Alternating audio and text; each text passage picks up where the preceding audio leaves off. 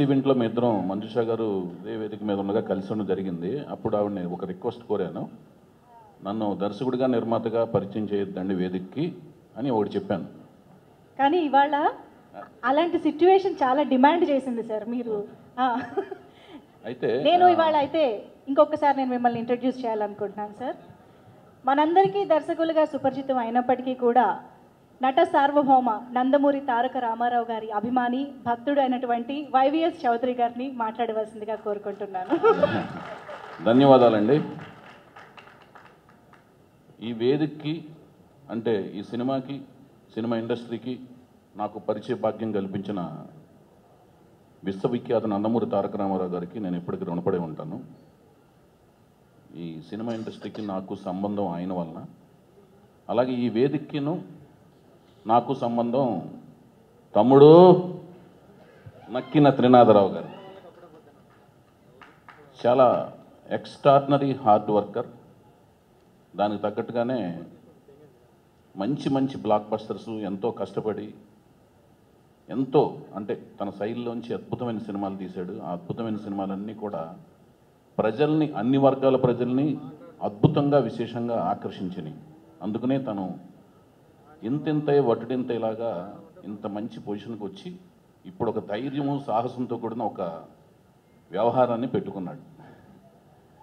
Cinema ఫీల్డ్లో చాలా toughest job, చాలా కష్టతరమైన అనితర సాధ్యమైన పని ఏదైనా ఉందంటే అది నిర్మాణం అన్నమాట. అన్నిటికంటే లీస్ట్ థ్యాంక్ఫుల్ జాబ్ కూడా అదే అనమాట. ఎవరికి థ్యాంక్ఫుల్నెస్ ఉండదు నిర్మాతగా మారిన తర్వాత.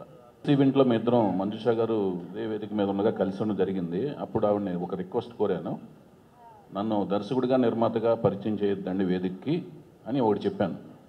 కానీ ఇవాళ అలాంటి సిచ్యువేషన్ చాలా డిమాండ్ చేసింది సార్ మీరు.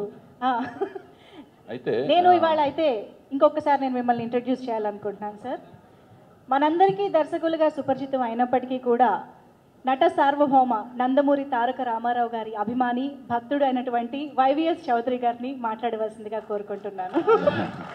ధన్యవాదాలండి.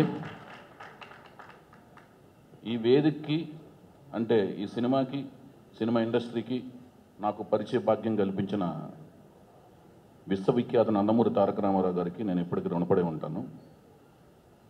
ఈ సినిమా ఇండస్ట్రీకి నాకు సంబంధం ఆయన వలన, అలాగే ఈ వేదికను నాకు సంబంధం తమ్ముడు నక్కిన త్రినాథరావు గారు. చాలా ఎక్స్ట్రాడినరీ హార్డ్ వర్కర్.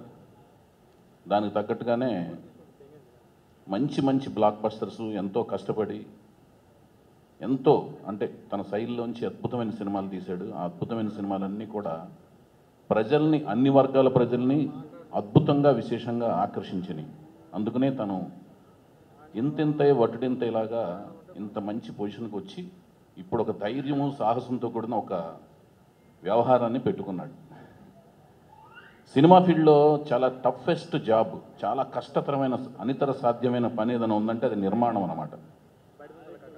అన్నిటికంటే లీస్ట్ థ్యాంక్ఫుల్ జాబ్ కూడా అదే అనమాట. ఎవరికి థ్యాంక్ఫుల్నెస్ ఉండదు నిర్మాతగా మారిన తర్వాత.